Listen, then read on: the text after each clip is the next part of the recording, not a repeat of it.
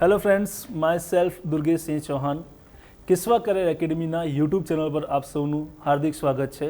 આજે આપણે ગણિતનું કોઈ એક ચેપ્ટર નથી લેવાના. આવનારી એક્ઝામોમાં તમને જે મહત્ત્વના દાખલાઓ તમને ઉપયોગ થઈ શકે એવા દાખલાઓની આજે આપણે ચર્ચા કરવાના છીએ. તો આપણે શરૂઆત કરીએ છીએ. ચલો, પહેલો જે પ્રશ્ન છે એ સંખ્યા જ્ઞાન નામનું ચેપ્ટર જે આવે છે એમાંથી મેં લીધેલો છે. પ્રશ્ન છે કે એક સંખ્યા બે અંકોની બનેલી છે, તે અંકોનો સરવાળો 13 થતો હોય અને જો આ અંકોના સ્થાનની અદલા બદલી કરવામાં આવે એટલે ઇન્ટરચેન્જ કરવામાં આવે તો મૂળ સંખ્યાથી 27 વધારે આવે છે. તો અહીં તમારે શોધવાની છે મૂળ સંખ્યા, એટલે જે એકચ્યુઅલ વેલ્યુ છે, એકચ્યુઅલ જે સંખ્યા છે એ તમારે શોધવાની છે. રાઈટ. તો હવે ઘણા બધા કહે ચલો ભાઈ ઓપ્શનથી કરી લઈએ. તો ઓપ્શનમાં તમે જો 6 ને 7 13 થાય, 7 ને 6 13 થાય, 5 ને 8 13 થાય. તો હવે તમારે 3 ઓપ્શન ચેક કરવા પડે. એટલી કથા કરવાની જરૂર નથી, કેમ કે આપણા પાસે એક્ઝામમાં આટલો ટાઈમ નથી હોતો. રાઈટ. તો હવે ચેક કરીએ કેવી રીતે થશે.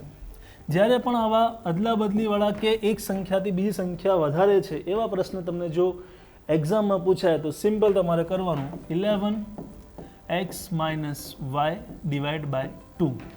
આ ફિક્સ છે. જ્યારે પણ આવો પ્રશ્ન પૂછાય તમારે આ વેલ્યુ મૂકવાની, આ ફોર્મ્યુલા મૂકવાનો અને આન્સર તમારા સામે હશે.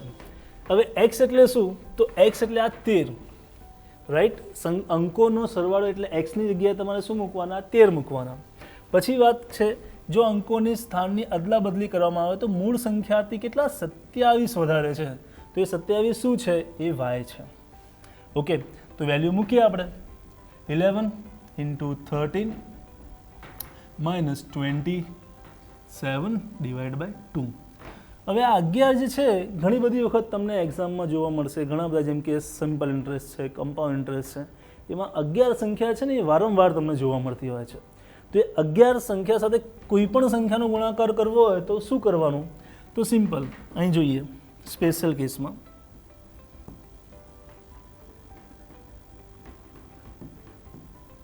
(11 × 13). તો હવે 13 સાથે તમારે ગુણાકાર કરવાનું છે તો પહેલાં શું મૂકીશું? આ 0 મૂકીશું. એટલે કોઈ પણ સંખ્યાને 11 સાથે તમારે ગુણાકાર કરવો છે તો પહેલાં આગળ 0 મૂકી દેવાનું. એકમ અંક ઉપર શું છે? 3 છે, તો ડાયરેક્ટ તમારે શું મૂકી દેવાના? 3. 1 અને 3નો શું કરવાનો? સરવાળો. 1 + 3 એટલે 4 થાય. 0 + 1 એટલે 1 થાય. કોઈ પણ સંખ્યા હોય, લાઈક આપણને કીધું હોય કે ભાઈ 58 અથવા 58 × 11 આપણને કીધું હોય તો આગળ આપણે પહેલાં શું મૂકીશું? 0 મૂકી દઈશું. આ 7 છે એ 7ના 7 લઈશું. 8 અને 7નો સરવાળો કરીએ એટલે કેટલા થાય? 15 થાય. તો હવે 2 અંક હોય તો શું મૂકવાના? તો સિમ્પલ 8 અને 7 એટલે 15 થાય. એટલે 5 15ની વાત કરીએ તો આ એકમ અંક શું છે? 5 છે, તો 5 અહીં આવશે. 1 વધીમાં એટલે કેરી ફોરવર્ડ જશે. હવે 5 અને 8 કેટલા થાય? 13 થાય. 13 ને કેટલા થયા? 14. એટલે ફરી 2 અંક આવ્યા. તો 4 આપણે અહીં મૂકીશું ને 1 ક્યાં જશે? કેરી ફોરવર્ડમાં જશે. 0 + 5 એટલે 5 થાય. 5 ને 1 6. એટલે તમે જોઈ શકો છો કે 2 અંક હોય, 3 અંક હોય, 4 અંક હોય, 5 અંક હોય, વોટેવર જેટલા પણ અંક હોય અને 11 સાથે ગુણાકાર કરવાની વાત હોય તો સિમ્પલ તમારે આ વસ્તુ કરવાની. પહેલાં આગળ 0 મૂકી દેવાનું અને ખાલી સરવાળો કરી લેવાનો અને જે તમને મળશે એનો ગુણાકાર મળશે. રાઈટ. ઓકે. તો હવે આપણે પાછા આપણા દાખલા ઉપર આવીએ કે 11 × 13 કરવા હોય તો આપણે કર્યું છે 143. એટલે વેલ્યુ મૂકીએ 143 - 27 ડિવાઈડ બાય 2. ઓકે. તો હવે આનું સિમ્પ્લિફિકેશન કરીએ. 143 - 27. તો ઘણા બધા કહે સાહેબ હવે વધી લેતા અમને નથી આવડતી. રાઈટ. તો એમાં કંઈ ગભરાવાની જરૂર નથી. સિમ્પલ અહીં મૂકવાના 10. ઘણા કહે સાહેબ અહીં તો 13 નહીં મૂકવાના. તો 13 મૂકવાની જરૂર નથી. 10માંથી તમે 7 માઇનસ કરવા હોય તો વેળા ગણવાની વાત ના હોય. તરત તમે ગણી શકો ભાઈ 10માંથી 7 જાય એટલે શું છે? 3 રહે. અને જે અહીં સંખ્યા હતી 3 એ એડ કરી દઉં એટલે કેટલા થઈ જાય? 6. અને દસકો આપણે જ્યારે લેતા હોય તો આગળની જે સંખ્યા જે શું થઈ જાય? 1 ઓછી થઈ જાય. એટલે 14 આવે શું થશે? 13. 13માંથી 2 ગયા એટલે શું આવ્યા? 11. 116 ભાગ્યા 2 કરવાના. તો 116 ભાગ્યા 2 કરીએ એટલે શું આવે આન્સર? 58. આ આપણો આન્સર છે ને જે આપણો ઓપ્શન છે ડી. રાઈટ. એટલે આપણે કહી શકાય કે 58 જે છે એ પરફેક્ટ આન્સર છે. જો આપણે ચેક કરવું હોય તો આપણે ચેક પણ કરી શકીએ. સિમ્પલ છે. જુઓ, આ 58 હતા આપણા, રાઈટ, જે આન્સર આવે છે. શું કીધું છે? તે અંકોનો સરવાળો કેટલો આવવો જોઈએ? 13. તો 5 અને 8 કેટલા થયા? 13 થયા, રાઈટ. અંકોની સ્થાનની અદલા બદલી કરવામાં આવે તો આ 8 અહીં આવી જાય અને 5 અહીં આવી જાય, રાઈટ. એટલે અદલા બદલી થઈ ગઈ. શું આવે છે? મૂળ સંખ્યાથી 27 વધારે આવે. ચેક કરી લઈએ. આમાંથી 58 માઇનસ કરી દઈએ, રાઈટ. એટલે શું આવે છે? 27 આવશે. ચેક કરવું હોય જો અહીં 5માંથી 8 ના જાય એટલે અહીં શું લેવાના? 10 લઈએ. 10માંથી 8 જાય કેટલા રહે? 2. એને 5 કેટલા થાય? 7. એટલે કેટલા થાય? 7. 7માંથી 5 જાય એટલે 2.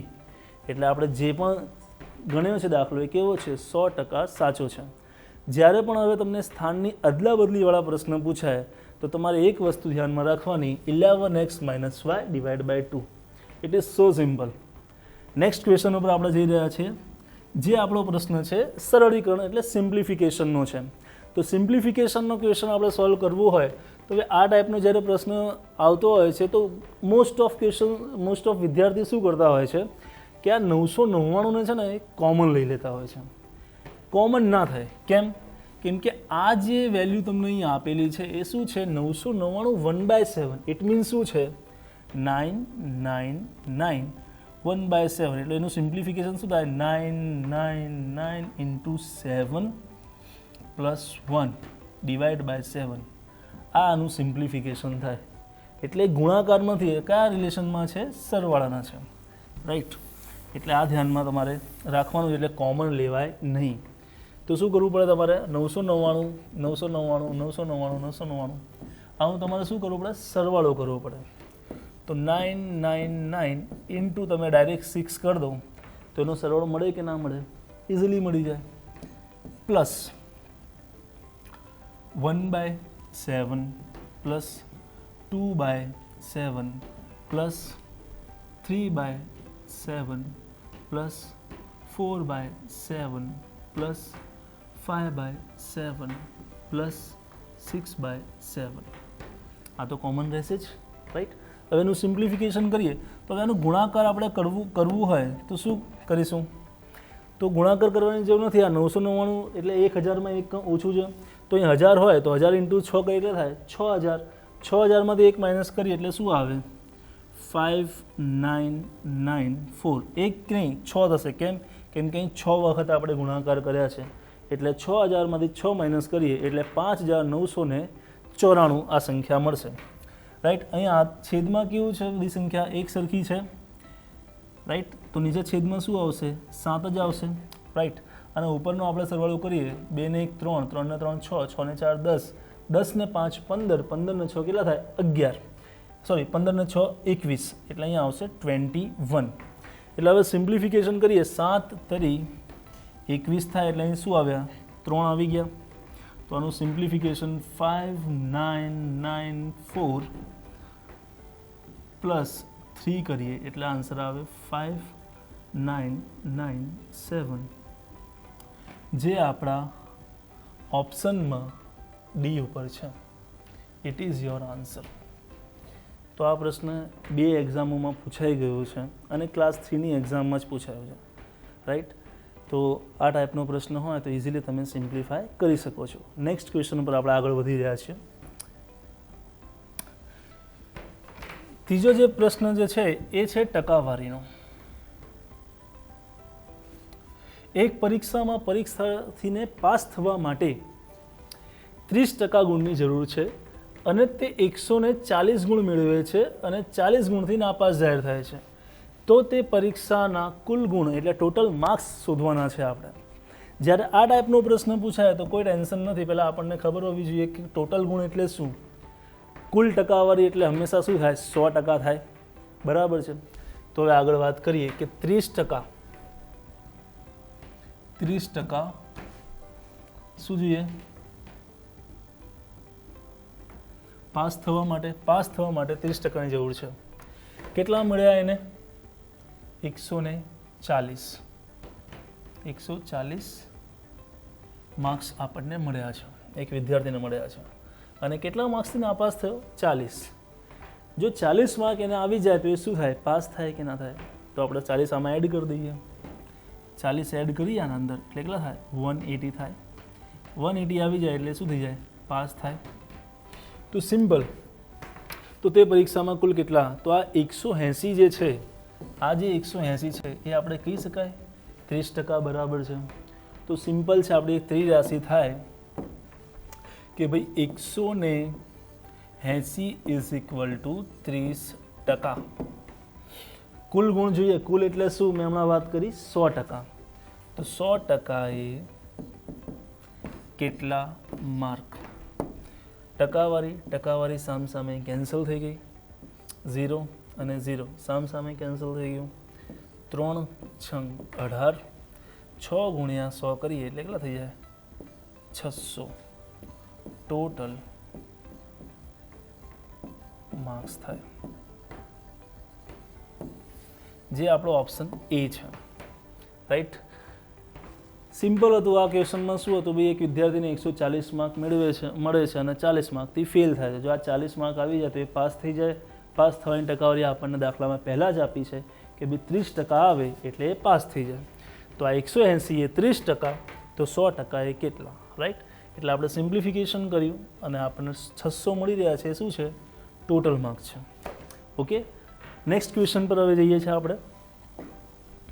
નેક્સ્ટ ક્વેશ્ચન છે, એ પણ એક ટકાવારીનો જ પ્રશ્ન છે જે આપણે ધ્યાનમાં લેવાનું છે કે બે વ્યક્તિઓ વચ્ચે એક ચૂંટણીમાં વિજેતા વ્યક્તિને કુલ મતના 65% મળી રહ્યા છે. એટલે એક ગામમાં ચૂંટણી થઈ છે, એમાં બે ઉમેદવાર છે. જે અહીં આપણને વાત કરી થઈ રહી છે કે બે વ્યક્તિ વચ્ચે, એટલે બે ઉમેદવાર થયા આપણા પાસે. બે ઉમેદવારને માંથી એક ઉમેદવારને શું થઈ રહ્યું છે, 165% એટલે 65% મત મળી રહ્યા છે અને એ 900 મતથી શું થાય છે, જીતે છે. હવે આ 900 મત એને મળી રહ્યા છે કે 900 મતથી જીતે છે, તો આ બંને વચ્ચે ખૂબ મોટો તફાવત છે. આ 900 મતથી એટલે શું થાય, મેજોરિટી, બહુમત કહેવાય. બીજા કરતાં વધારે મળેલ વોટની સંખ્યા એટલે એને બહુમત કહેવાય. કેટલા મળી રહ્યા છે, 900 મળી રહ્યા છે. તો ચૂંટણીમાં કુલ કેટલા મત નોંધાયા હશે, એટલે ટોટલ વોટર્સની સંખ્યા આપણે શોધવાની છે. ઓકે. તો આમાં સિમ્પલ પહેલાં તમારે સમજી લો, ટોટલ વાત થઈ રહી છે, ટોટલ વ્યક્તિ થાય કે ટોટલ ટકાવારી પોઈન્ટ ઓફ વ્યૂ જોવું હોય તો કેટલા થાય ભાઈ, 100% થાય. એટલે કુલ ચૂંટણીમાં 100% વ્યક્તિઓ હશે, 100% લોકોએ વોટ આપ્યા હશે. ઓકે. એમાંથી એક ઉમેદવારને કેટલા મળી રહ્યા છે, 65% મળી રહ્યા છે. તો સીધી વાત છે, જેમાંથી 100માંથી 65 મળે તો એ તો વિજેતા થવાનો છે. ઓકે.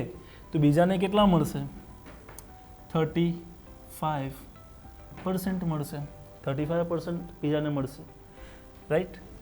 ઓકે. તો બીજા કરતાં વધારે કેટલા ટકાને મળ્યા, તો સિમ્પલ માઇનસ કરી દઈએ તો શું થાય, 30% આવે કે ના આવે? 5માંથી 5 0, 6માંથી 3 ગયા એટલે 30% આવ્યા. આ 30% એનું શું કહેવાય, બહુમત કહેવાય. આ આપણે શોધ્યું છે અને 30% જે સંખ્યાની બહુમત છે એ આપણને દાખલામાં આપેલું છે. કેટલું આપ્યું છે ભાઈ, 900. 30% બરાબર 900. 30% એ 900. ટોટલ શોધવાના છે આપણને. ટોટલ કેટલા થાય, 100%. તો 100% એ કેટલા? હવે આનું સિમ્પ્લિફિકેશન કરીએ તો ટકાવારી કેન્સલ થઈ ગઈ, 0 0 કેન્સલ થઈ ગયું, 3થી ઉડી જાય, 3 3 9 એટલે કેટલા આવી ગયા, 30. 30 ગુણ્યા 100 કરીએ એટલે કેટલા થાય, 3000 ટોટલ વ્યક્તિઓ અથવા ટોટલ મતદારો, જે આપણો ઓપ્શન છે એ. રાઈટ. જ્યારે પણ આ ટાઈપનો પ્રશ્ન પૂછાય તો તમે આ એપ્રોચ લઈ શકો છો. પછી એક્સ અને વાય કંઈ ધારવાની આમાં જરૂર છે નહીં. ચાલો આગળ વધીએ બીજા ક્વેશ્ચન પર. બીજો એક ક્વેશ્ચન છે ઉંમર સંબંધિત પ્રશ્નનો, જે આપણે એક વિડીયો પણ લીધો છે આના પર ડીપમાં કે ભાઈ કેવી રીતે એને શોધવાનો. એમાંથી જ એક આપણે આ પ્રશ્ન છે અને એક એક્ઝામમાં આ પ્રશ્ન પૂછાયો છે. પણ વાત કરીએ એ અને બીની ઉંમરનો તફાવત. હવે અહીં તમને હાલની આપી છે કે ભૂતકાળની આપી છે, એવું ક્યાંય ઉલ્લેખ નથી. જ્યારે ઉલ્લેખ ના હોય તો એ શું હોય, હાલની જ હોય. ઓકે. તો એ અને બીની ઉંમરનો તફાવત 16 વર્ષ છે. ઓકે 16 વર્ષ તફાવત છે.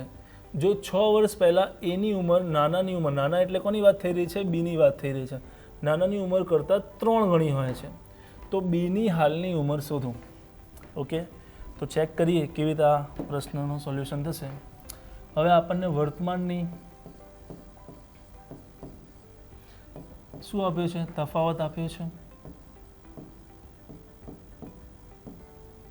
કેટલો તફાવત આપ્યો છે આપણને?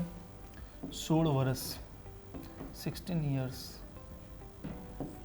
કેટલા વર્ષ પહેલાંની વાત થાય છે? 6 વર્ષ પહેલાં. 6 વર્ષ પહેલાં એ અને બી. શું કીધું છે? 6 વર્ષ પહેલાં એની ઉંમર નાનાની કરતાં 3 ગણી હતી. તો આ 3 ગણી, આ 1 હશે ત્યારે તો આ 3 હશે, રાઈટ કે નહીં? અને એ વખતે એ લેક્ચરમાં પણ મેં વાત કરી હતી કે પ્રમાણનો તફાવત એ ઉંમરના તફાવતથી એક સરખો જ હોય છે. એટલે પ્રમાણનો તફાવત અને ઉંમરનો તફાવત હંમેશા ઇક્વલ જ હોય. તો આનો તફાવત કેટલો થાય ભાઈ? 2x થાય, રાઈટ? કેમ કે x હંમેશા આમાં કોમન હોય છે. તો 2x ઇઝ ઇક્વલ ટુ 16 લખી શકાય કે ના લખી શકાય? તો લખી શકાય, સિમ્પલ. તો એક્સની વેલ્યુ કેટલી આવે? 8 આવે. કોની ઉંમર શોધવાની છે આપણે? બીની હાલની ઉંમર શોધવાની છે. તો એક્સની વેલ્યુ આપણી આવી 8. 8 ગુણ્યા 1 એટલે કેટલા થયા? 8 આવ્યા. 8 જે છે એ ક્યારના છે? 6 વર્ષ પહેલાંના. આપણને ક્યારની જોઈએ છે? હાલની ઉંમર શોધવાની છે. તો ભૂતકાળમાં 8 વર્ષ હતી 6 વર્ષ પહેલાં, તો આજે કેટલી હશે? તો 8માં આપણે શું કરીશું? એડ 6 કરીએ એટલે કેટલા આવે? 14 years. આમાં પણ તમે જોશો તો ઘણા બધા આમાં એક્સ એઝ્યુમ કરે છે. આપણે કંઈ એક્સ અને વાય ઝેડ કંઈ એઝ્યુમ કરવાની જરૂર નથી.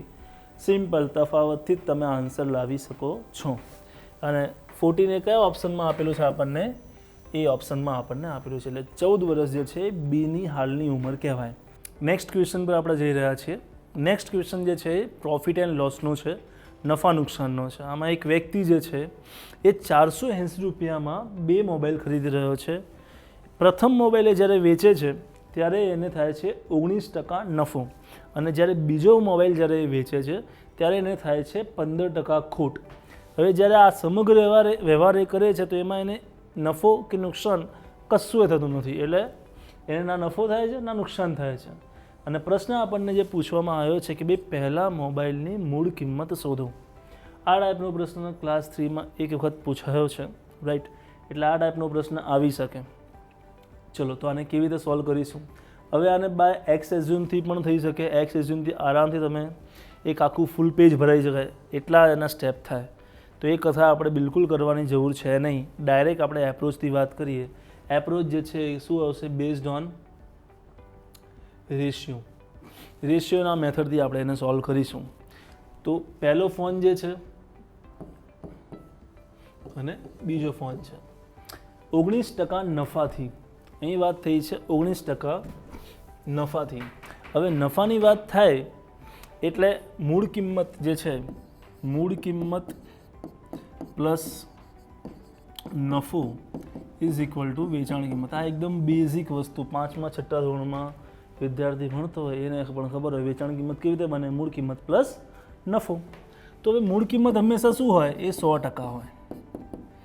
નફો કેટલો છે અહીં આપણને આપ્યો? નફો કેટલો આપ્યો છે ભાઈ? 19%. એટલે વેચાણ કિંમત કેટલી થાય? 119 થાય. તો સિમ્પલ, વેચાણ કિંમત 119% જેમ બીજી વસ્તુ સાથે શું થાય છે? 15% નુકસાન. નુકસાન થતું હોય તો શું થાય? માઇનસ થાય કે ના થાય? તો મૂળ કિંમત તો 100% જ રહેશે. -15 કરીએ એટલે શું થાય? 85% આવે, રાઈટ? તો અહીં શું આવશે? 85%. આપણને વેચાણ કિંમત શોધવાનું કીધું છે?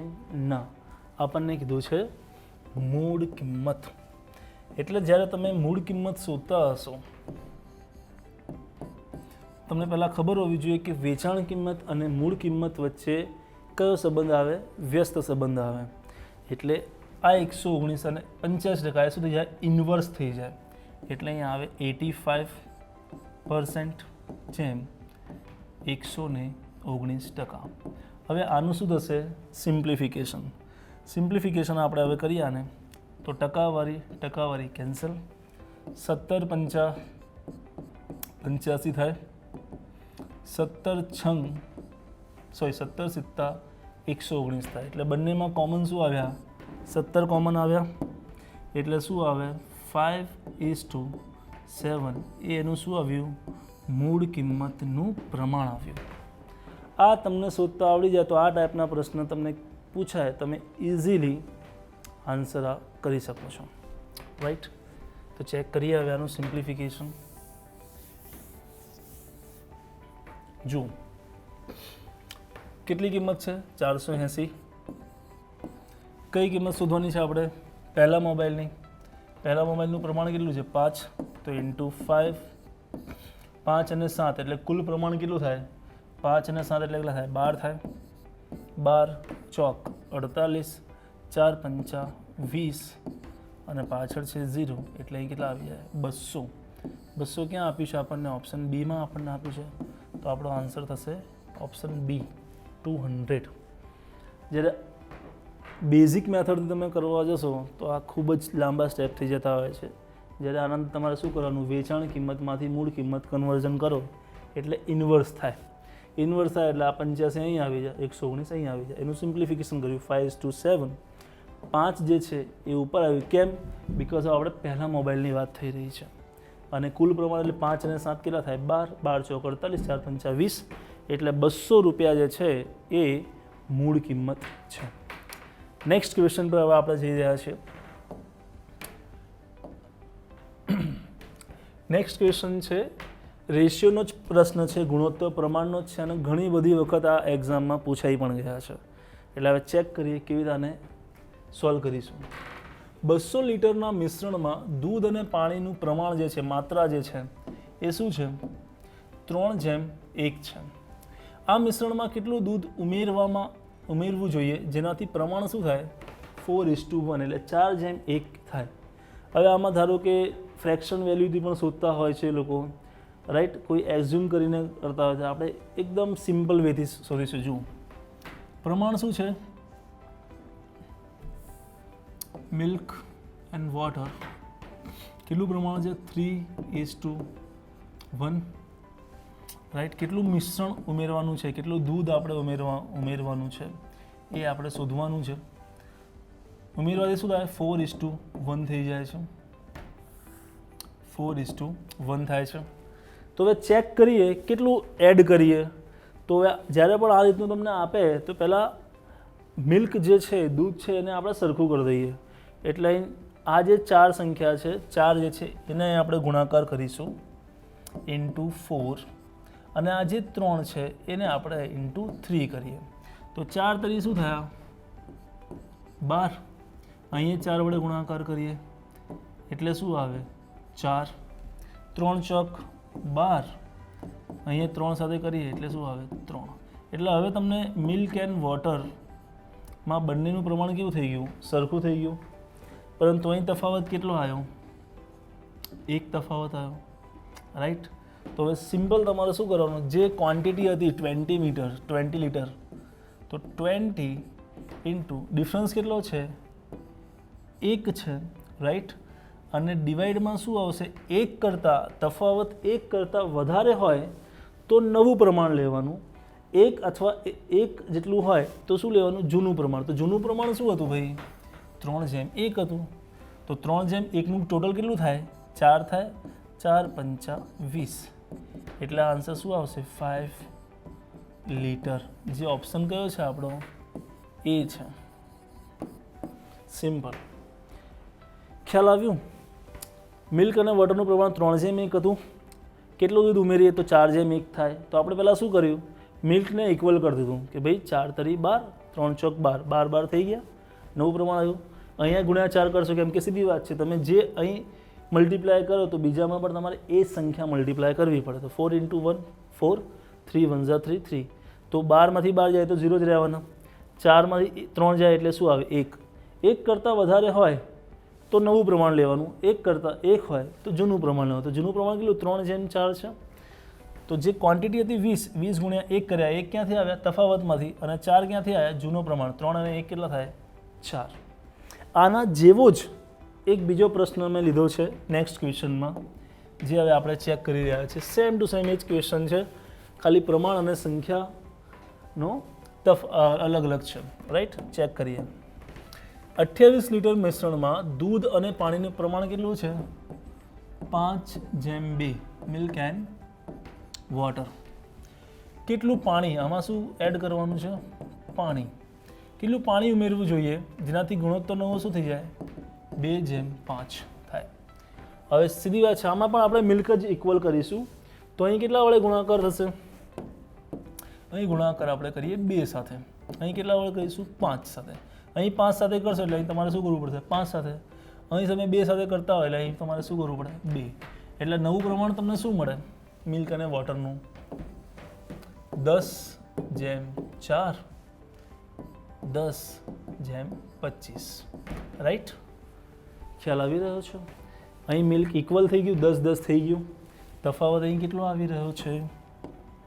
તફાવત આવી રહ્યો છે અહીં 21. એટલે 1 કરતાં વધારે થઈ ગયું. 1 કરતાં વધારે થાય એટલે તમારે શું લેવાનું? New ratio. આ જૂનું પ્રમાણ હતું, અહીં તમારે નવું પ્રમાણ લેવાનું. રાઈટ, તો આ એક પહેલાં જે ટોટલ ક્વોન્ટિટી છે 28 લીટર ગુણ્યા શું કરીશું આપણે? 21. જૂનું પ્રમાણ કેટલું છે? 10:4. એટલે નીચે શું આવે? 14 આવે. 14 × 2 28, 21 × 2 કેટલા થયા? 42 લીટર શું કરવું પડશે? પાણી એડ કરવું પડશે. તો 42 ક્યાં આવે છે? પહેલા ઓપ્શનમાં આવે છે, એ આપણો આન્સર થઈ જાય. 1 કરતાં વધારે આવે તો નવું પ્રમાણ લેવાનું, અને 1 આવે તો જૂનું પ્રમાણ લેવાનું. આ પ્રશ્ન 2 થી 3 વખત એક્ઝામમાં પૂછાઈ ગયું છે. આમાં એક્સ અને વાય કંઈ કથા કરવાની જરૂર નથી. 1 કરતાં વધારે તફાવત આવે તો શું લેવાનું? નવું પ્રમાણ, અને 1 આવે તો જૂનું પ્રમાણ લેવાનું. નેક્સ્ટ ક્વેશ્ચન પર હવે આપણે જઈ રહ્યા છીએ. જો આ ક્વેશ્ચન છે એ સાદા વ્યાજનો છે. સાદા વ્યાજમાં આ ટાઈપનો પ્રશ્ન હમણાં જ એક એક્ઝામ લેવાય, એના અંદર આ પ્રશ્ન હતો. ચેક કરીએ કેવી રીતે આ સોલ્વ થશે. 800 રૂપિયાને અમુક ટકા સાદા વ્યાજે મૂકતા 3 વર્ષના અંતે 956 રૂપિયા પરત મળે છે. જો વ્યાજ દરમાં 4% વધારો કરવામાં આવે તો 3 વર્ષના અંતે કુલ કેટલી રકમ મળે? એટલે પહેલાં લોકો શું કરે? વ્યાજનો દર શોધે. વ્યાજનો દર અહીં શોધવાની બિલકુલ જરૂર નથી. એટલે ભાઈ તમે પહેલાં વ્યાજનો દર શોધો, રાઈટ, પછી એના અંદર તમે 4% એડ કરો એટલે ફરી તમારે વ્યાજ શોધવાનું. એ બિલકુલ કથા કરવાની જરૂર નથી. ડાયરેક્ટ તમે 1 સ્ટેપથી 2 સ્ટેપમાં તમે આ સોલ્વ કરી શકો છો. 800 રૂપિયા છે આપણને, કેટલા વર્ષે? 3 વર્ષના અંતે કેટલા થઈ જાય છે? 956 રૂપિયા થાય છે. 956. રાઈટ, કેટલા ટકાનો વધારો કરવાનો છે? 4%. રાઈટ, 4%. 4%નો શું કરવાનો છે? વધારો. આ વ્યાજ કેવું છે? સાદું વ્યાજ છે. રાઈટ, તો સિમ્પલ આપણા પાસે પ્રિન્સિપલ પણ છે, નંબર ઓફ યર્સ પણ છે, અને રેટ ઓફ ઇન્ટરેસ્ટ પણ છે એવું કહી શકાય. કેમ કે રેટ ઓફ ઇન્ટરેસ્ટ કેટલો ઇન્ક્રીઝમેન્ટ કરવાનું છે એ આપણા પાસે છે. તો સિમ્પલ હવે સિમ્પ્લિફિકેશન કરીએ તો ભાઈ I = PRN divide by 100. Simplify કરીએ 800 into 4% into 3 years divided by 100. 20 cancel. 4 તરી 12, 12 × 96. 96. આ 96નું તમારે શું કરવાનું? આ તમને શું મળી રહ્યું છે? 4% તમારો શું છે? વધારો મળી રહ્યો છે. તો આ વધારો તમારે શું કરવાનું? આ સંખ્યાના અંદર આપણે એડ કરી દઈએ. 96. 6 અને 6 કેટલા થાય? 12. વધી પડી 1, કેટલા થયા? 15.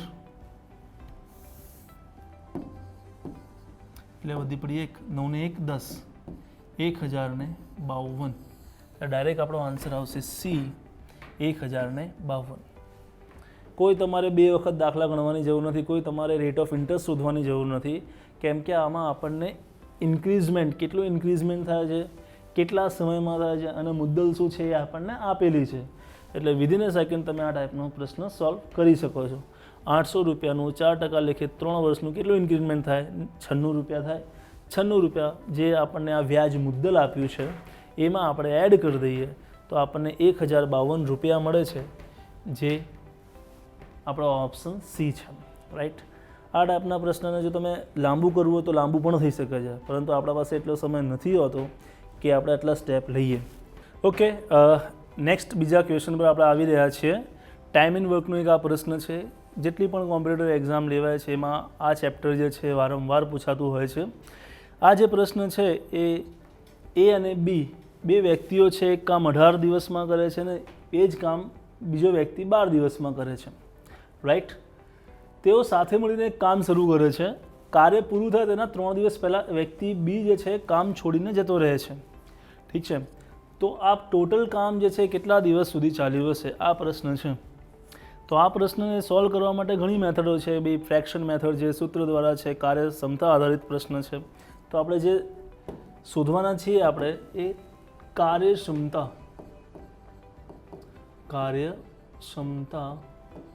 આધારિત પદ્ધતિથી આપણે શોધીશું, જે ખૂબ જ સરળ છે અને એક્ઝામમાં ઇઝીલી તમે એને યુઝ કરી શકો છો. રાઈટ. તો હવે આપણે ચેક કરીએ કેવી રીતે સોલ્વ થશે. ઓકે, જો વ્યક્તિ એ અને બી 18 દિવસમાં એ કરે છે અને 12 દિવસમાં બી કરે છે. આનું જો તમે લસા લો તો લસા જે છે એ 36 આવશે. કેમ કે 12ના ઘડિયામાં પણ 36 આવે છે અને 18ના ઘડિયામાં પણ 36 આવે છે. રાઈટ. તો 18 દુ 36 ને 12 તરી 36. આ 2:3 જે રેશિયો આવી રહ્યું છે એને કહેવાય કાર્યક્ષમતા પ્રમાણ, વર્ક એફિશિયન્સી રેશિયો પણ તમે એને કહી શકો છો. અને આનું જે ટોટલ થાય છે ઇટ ઇઝ અ 5. 2 + 3 5. હવે તમારે શોધવાનું છે કામ જે છે એ તમને જે તમે અહીં લસા લઈ રહ્યા છો એ જ તમારું શું છે? ટોટલ વર્ક છે. બરાબર. આ 36 કુલ કામ છે. આ કામને પૂરું કરવા માટે એ અને બી શરૂઆત કરે છે સાથે મળીને. કાર્ય પૂરું થાય તેના કેટલા દિવસ પહેલાં? 3 દિવસ પહેલાં બી જતો રહે છે. તો આ 3 દિવસનું કાર્ય કરશે કોણ? એ અને બી શરૂ કરે છે તો બી જતો રહે તો રહ્યો કોણ? એ કરશે. તો તમારે કામ શોધવા માટે ફિક્સ જ છે કે ભાઈ કાર્યક્ષમતા ગુણ્યા દિવસ. બરાબર. તો work is equal two efficiency into day. આ પણ લખી શકો. Both are equal. તો એફિશિયન્સી આપણી કેટલી છે ભાઈ? એની. તો એની એફિશિયન્સી 2 છે. આટલું યાદ રાખજો, જેની એફિશિયન્સી ઓછી હશે એના કાર્યના દિવસો વધારે હશે. જેની એફિશિયન્સી વધારે હશે એના કાર્યના દિવસો કેવા હશે? ઓછા હશે. રાઈટ. તો ભાઈ એફિશિયન્સી કેટલી છે એની? 2 છે. કેટલા દિવસ કામ કરે છે ભાઈ? એ 3 દિવસ કરશે. કેટલું કામ કરશે? 6 કામ પૂર્ણ થશે. બરાબર. 36માંથી 6 કામ એ દ્વારા પૂર્ણ થયું છે. તો બાકીનું જે 30 કામ છે કોણ કરશે? એ અને બી કરશે. રાઈટ. તો દિવસ શોધવા હોય તમારે, દિવસ શોધવા હોય તો શું આવે એના માટે? કામ ભાગ્યા કાર્યક્ષમતા. કામ ભાગ્યા કાર્યક્ષમતા. એટલે આપણે લખી શકાય day is equal to work divide by efficiency. તો વર્ક કેટલું છે? 30 છે. ટોટલ એફિશિયન્સી એટલે એ અને બી સાથે મળીને કરે એટલે 2 અને 3 કેટલા થયા? 5 થયા. તો 30 ભાગ્યા 5 તો 5 6 30 થયા. તો અહીં પ્રશ્ન શું પૂછ્યો છે? કાર્ય કેટલા દિવસ સુધી ચાલ્યું હશે? તો 6 દિવસ જે છે એ અને બી દ્વારા ચાલ્યું હશે અને 3 દિવસ જે છે એ ફક્ત એ દ્વારા ચાલ્યું હશે, એટલે કુલ કેટલા દિવસ થયા? 9 દિવસ થયા. ઓપ્શનમાં 9 દિવસ ક્યાં છે? ઓપ્શનમાં ડી છે. તો એ જ આપણું શું થાય? આન્સર થાય. એકદમ સિમ્પલ વેથી આપણે આ દાખલો ગણ્યો છે. પહેલાં આપણે શું કર્યું ભાઈ? એ અને બી 18 અને 12 આપ્યા હતા. એમાંથી આપણને શું મળ્યું? આપણને લસા. લસા એટલે શું? ટોટલ વર્ક કેટલું મળ્યું? 36. આ 36 કામ જે છે, રાઈટ, એ અને બી શરૂ કરે છે. કેટલા દિવસ પહેલાં બી જતો રહે છે? 3 દિવસ પહેલાં. તો આ 3 દિવસનું કામ કોણ કરશે? એ કરશે. એની કાર્યક્ષમતા બી 2 છે. 2ની એફિશિયન્સીથી કામ કરે તો કેટલું કામ પૂરું કરશે? એ 6 દિવસનું કામ પૂરું કરશે, એટલે સોરી 6 કામ પૂરું કરશે. તો 36માંથી 6 કામ બાદ કરી દઈએ તો 30 કામ કોણે કર્યું હશે? એ અને બી દ્વારા થયું હશે. તો 30 ભાગ્યા 5. 5 ક્યાંથી આવ્યા? તો 2 અને 3 કેટલા થાય? કુલ એફિશિયન્સી 5.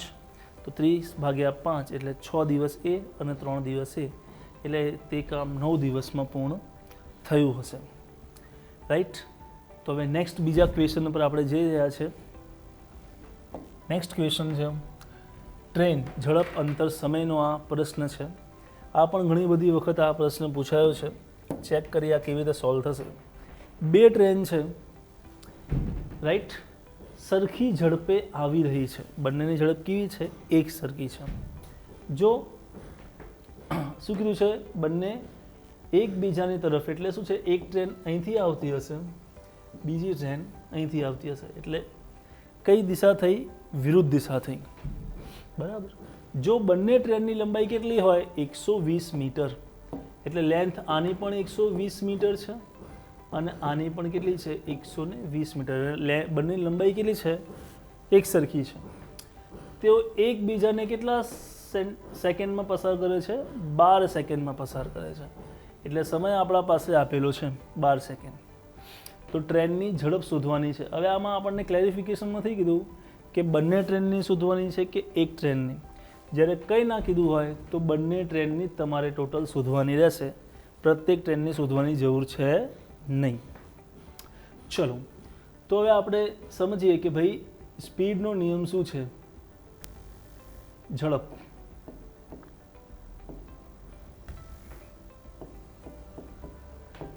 ઝડપ બરાબર અંતર ભાગ્યા સમય, રાઈટ. એટલે આપણે લખી શકાય S = D/time. D for distance, T for time. હવે નિયમ એવું કહે છે જ્યારે તમે વિરુદ્ધ દિશામાંથી 2 ટ્રેન આવતી હોય તો જે અંતર હોય છે, એ શું થાય? પ્લસ. અને ઝડપ જે હોય એ પણ શું થાય? પ્લસ. અને એક સરખી દિશામાં જો 2 ટ્રેન જતી હોય તો એનું જે અંતર છે એ શું થાય? પ્લસ. અને ઝડપ જે છે એ શું થાય? માઇનસ. આ નિયમ છે. એક દિશા માટે, એટલે એક દિશામાં જતી ટ્રેન હોય અને વિરુદ્ધ દિશામાં જતી હોય. આપણો જે પ્રશ્ન છે એ વિરુદ્ધ દિશાવાળો છે. તો હવે આપણે સોલ્વ કરીએ. અંતર આપણને શું કરવું પડશે? પ્લસ કરીએ અંતર. તો 120 કેટલા થયા? 240 મીટર થયા. ઓકે. સમય આપણને શું આપ્યું છે? 12 સેકન્ડ, 12 સેકન્ડ, રાઈટ. 12 × 24 એટલે આપણને મળ્યું 20 મીટર પર સેકન્ડ. પરંતુ આન્સર શામાં જોઈએ છે આપણને? કિલોમીટર. આ 20 મીટર પર સેકન્ડ એક ટ્રેનનું નથી, એ બંને ટ્રેનનું છે. ટોટલ સ્પીડ તમને મળશે, બરાબર છે. કેમ કે આપણે બંને ટ્રેનનું શું કર્યું છે? અંતર એડ કર્યું છે. ઓકે. તો હવે તમારે કિલોમીટરમાં તમારે કન્વર્ટ કરવું છે તો એ ફિક્સ જ છે.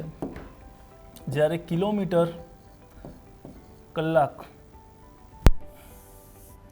જ્યારે મીટર પર સેકન્ડમાંથી કિલોમીટર કલાકમાં તમારે ફેરવણી કરવી હોય તો 18/5 તમારે ગુણાકાર કરવો પડે. તો 18/5 કેવી રીતે આવ્યા? તો એ સમજવું હોય તો પહેલાં તમારે આનું બેઝિક ફંડા સમજવું પડશે કે ભાઈ મીટર, તો ભાઈ 1 કિલોમીટરમાં કેટલા મીટર હોય? 1000 મીટર હોય, રાઈટ. પછી શું લખ્યું છે? સેકન્ડ ડિવાઈડ બાય સેકન્ડની વાત થઈ રહી છે. તો 1 કલાકમાં કેટલી સેકન્ડ હોય? તો 1 કલાકમાં 60 સેકન્ડ હોય, અને 1 મિનિટમાં 60 સેકન્ડ હોય, અને 1 કલાકમાં 60 મિનિટ હોય. એટલે આપણે લખી શકાય 3600 સેકન્ડ. 2 0 કેન્સલ, અહીં આવે 5, અહીં આવે 18, રાઈટ. મીટર પર સેકન્ડમાં કન્વર્ટ કરવું હોય તો, પરંતુ કિલોમીટર કલાક કરવું હોય તો ઊંધું. એટલે અહીં તમારે શું કરવું પડશે? ઇન્ટુ 18/5, 5 ચોક 20, 18 ચોક 72 કિલોમીટર કલાક. આ બંનેની સંયુક્ત ઝડપ છે. જો એક ટ્રેનની પૂછી હોય તો ભાગ્યા શું કરી દેવાના? 2, એટલે 36 આવે. જો બંને ઓપ્શનમાં તમને આપ્યા છે, 36 આપ્યા છે અને 72 આપ્યા છે. અહીં ટ્રેનની ઝડપ શોધવાની વાત છે, એટલે તમારે બંને ધ્યાનમાં લેવાની. એટલે શું આવે? 72 કિલોમીટર પર આવર, રાઈટ. સો આપણે સ્ટાર્ટિંગ જોયા સંખ્યા જ્ઞાનથી, અને છેલ્લે મેં ટ્રેન સુધીના દાખલા જોડાયા છે, રાઈટ.